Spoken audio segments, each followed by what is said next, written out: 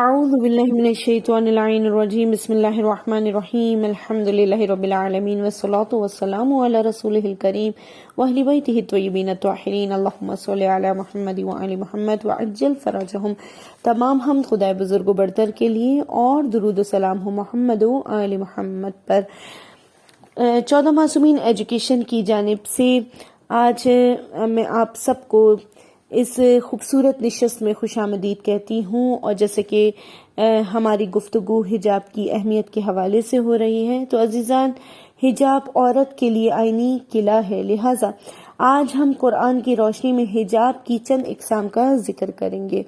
تو پہلی قسم اگر ہم دیکھیں تو دیداری حجاب ہے، یعنی کیا مراد ہے اس کا کہ سورہ نور آیت نمبر 30 میں ہے کہ پیغمبر صلی اللہ علیہ وآلہ وسلم سے پروردگار عالم مخاطب ہوتے ہوئے فرما رہا ہے کہ آپ مومن مردوں سے کہہ دیجئے کہ اپنی نگاہوں کو نیچی رکھا کریں، اور سورہ نور کی آیت نمبر 31 میں ہے کہ مومن عورتوں سے کہہ دیجئے کہ وہ بھی اپنی نگاہوں کو نیچے رکھیں۔ مفسرین لکھتے ہیں کہ اس کا مطلب یہ ہے کہ انسان نگاہ کرتے وقت عام طور پر وسیع علاقے کو مد نظر رکھتا ہے، اور جب کوئی نامحرم انسان کی نگاہوں کے سامنے آ جائے تو وہ اپنی نگاہوں کو اس طرح جھکا دے کہ وہ نامحرم اس کی سیدھی اور گہری نگاہ سے خارج ہو جائے، یعنی اسے ٹکٹکی نگاہ سے نہ دیکھے اور اپنا راستہ بھی صحیح طے کرے۔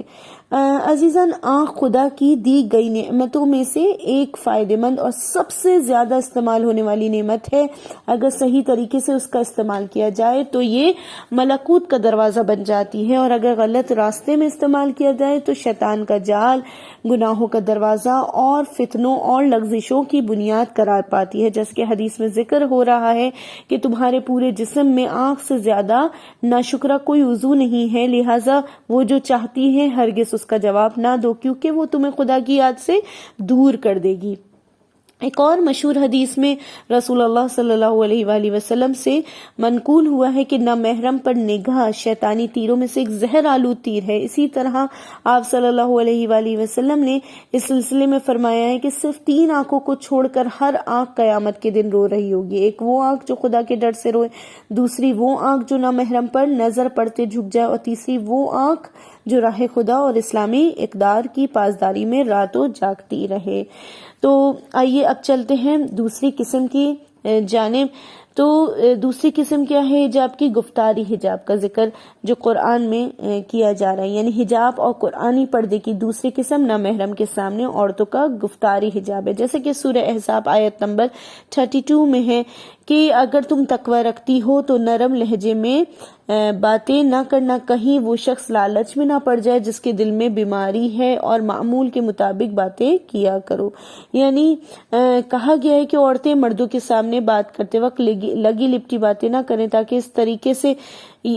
جن کے دلوں میں بیماری ہے، فساد اور شیطانی خیالات کا شکار نہ وہ بن جائیں، اور ان کی نفسانی خواہشات جو ہیں وہ بھڑک اٹھیں۔ دل کی بیماری سے مراد ایمانی طاقت کا نہ پایا جانا ہے، وہ طاقت جو انسان کو نفسانی خواہشات کی جانب مائل ہونے سے روکتی ہے، یعنی معمولی اور سیدھی باتیں کہے جن میں ناز و نخرہ نہ پایا جاتا ہو،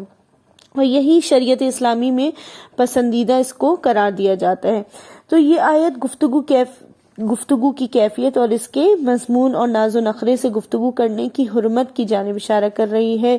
کہ نامحرم کے ساتھ گفتگو کرنے میں پاک دامنی کو مد نظر رکھا جائے اور اس میں لگی لپٹی باتوں سے پرہیز کیا جائے۔ اس طرح یہ آیت ہر قسم کی بیہودہ اور غیر ضروری اور نفسانی خواہشات پر مشتمل گفتگو سے دوری اختیار پر تاکید کرتی ہے، اور اس بات کی یاد دہانی کراتی ہے کہ جو ہے اگر ہم نے جو ہے گفتگو میں یعنی اس امر کی رعایت نہ کی تو معاشرے کا امن اور سکون خطرے میں پڑ جائے گا۔ تیسری قسم اگر ہم دیکھیں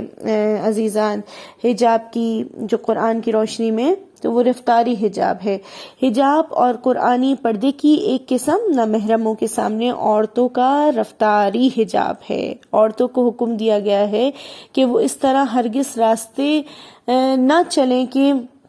اپنی زینت کو نمایاں کرتے ہوئے نامحرموں کی توجہ کا مرکز بن جائے، جیسے کہ سورہ نور آیت نمبر 31 میں ہے کہ مومن عورتوں کو چاہیے کہ چلتے ہوئے اپنے پاؤں زور سے نہ رکھیں جس سے ان کی پوشیدہ زینت ظاہر ہو جائے۔ بعض افراد نے اس آیت کا مصداق اونچی ایڑی والی جوتے اور چپل کو قرار دیا ہے، اس بنا پر عورت کا حجاب اور پردہ نامحرموں کے سامنے ایک رکاوٹ کی طرح ہیں جو دوسروں کی عزت میں ہاتھ ڈالنا چاہتے ہیں۔ قرآن میں اگر ہم دیکھیں تو قرآن میں حضرت موسیٰ علیہ السلام، حضرت شعیب علیہ السلام کی بیٹیوں کی داستان میں یوں ذکر ہوا ہے کہ سورہ قصص آیت نمبر 23 میں ہے کہ جب مدین کے چشمے پر وارد ہوئے تو لوگوں کی ایک جماعت کو دیکھا کہ جو جانوروں کو پانی پلا رہی تھی، اور ان سے الگ دو عورتیں تھیں جو جانوروں کو روکے کھڑی تھیں۔ جناب موسیٰ علیہ السلام نے پوچھا کہ تم لوگوں کا کیا مسئلہ ہے؟ ان دونوں نے کہا ہم اس وقت تک پانی نہیں پلاتے جب تک ساری قوم ہٹ نہ جائے۔ ہمارے بابا ایک ضعیف العمر آدمی ہیں۔ جب جناب شعیب کی بیٹیوں کا الگ کھڑے ہونے کو شرم اور حیا اور عفت اور پاک دامنی کے علاوہ کچھ اور تصور نہیں کیا جا سکتا، اور انہوں نے اپنے بابا کی ضعیف العمری کا تذکرہ کیا تو وہ اس بات کا جواب کہ وہ دونوں بیٹیاں پھر بکریوں کو پانی پلانے کیوں آئی تھی، جبکہ اس زمانے کی ثقافت اور سنت کے مطابق جو ہے وہ بھیڑ بکریوں کو پانی پلانا مردوں کا کام تھا۔ جب جناب موسیٰ علیہ السلام کو داستان معلوم ہوئی تو انہوں نے مدین کے چشمے سے ان کے لیے پانی بھرا، اور اس کے بعد وہ ایک درخت کے زیر سائے چلے گئے اور بارگاہ خداوندی میں دعا کے لیے ہاتھوں کو بلند کیا کہ پروردگار عالم، یقیناً میں اس خیر کا محتاج ہوں جو تو میری طرف بھیج دے۔ ابھی وہ دعا میں مصروف تھے کہ اتنے میں دونوں میں سے ایک لڑکی نہایت شرم و حیا کے ساتھ چلتی ہوئی آئی اور اس نے کہا میرے بابا آپ کو بلا رہے ہیں کہ آپ پانی پلانے کی اجرت دے دیں، یعنی ان کو پانی پلانے کی اجرت دی جائے۔ تو ان آیت کا مفہوم فطری شرم اور حیا اور حجاب اور پردے کو دل پذیر شکل میں واضح کرتا ہے، کیونکہ ایک جانب سے جناب شعیب علیہ السلام کی بیٹی نہایت وقار اور حیا کے ساتھ جناب موسیٰ علیہ السلام کے پاس آئیں اور انہوں نے اپنے بابا کی جانب سے انہیں مدعو کیا، دوسری جانب سے جناب موسیٰ علیہ السلام نے جناب شعیب علیہ السلام کی دعوت پر لبیک کہنے کا ارادہ کر لیا، لہٰذا انہوں نے جناب شعیب علیہ السلام کی بیٹی کے پیچھے چلنا پسند نہیں کیا، بلکہ کہا کہ میں آگے چلنا چاہتا ہوں اور دو راہوں اور چوراہوں پر میری رہنمائی کرنا۔ تو جناب شعیب علیہ السلام کی بیٹیوں کا مردوں سے الگ ہونا، حضرت موسیٰ علیہ السلام کے پاس لوٹتے وقت ان میں سے ایک کا نہایت اچھے انداز اور حجاب میں آنا، راستہ چلتے وقت جناب موسیٰ علیہ السلام کے ساتھ ان کا برتاؤ، اور آخر کار اپنے بابا کے پاس جا کر ان کی تعریف وغیرہ، یہ سب